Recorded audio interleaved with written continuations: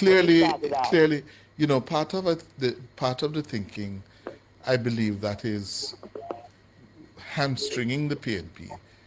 They don't seem to have accepted the fact that they lost the elections of September 2025.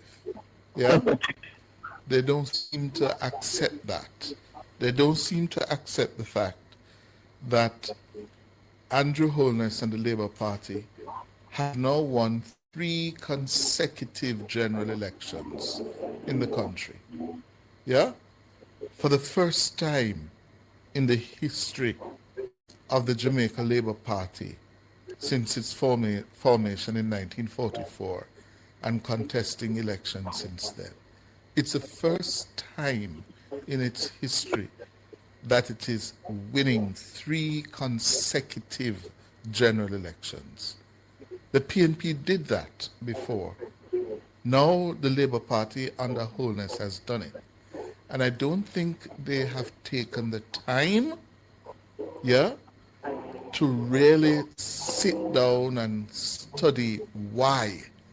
Why has the Labour Party been able to do that?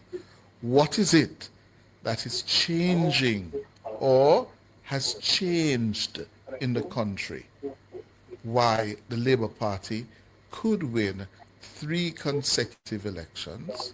Yeah? As about to win the 4th. Well, I wouldn't say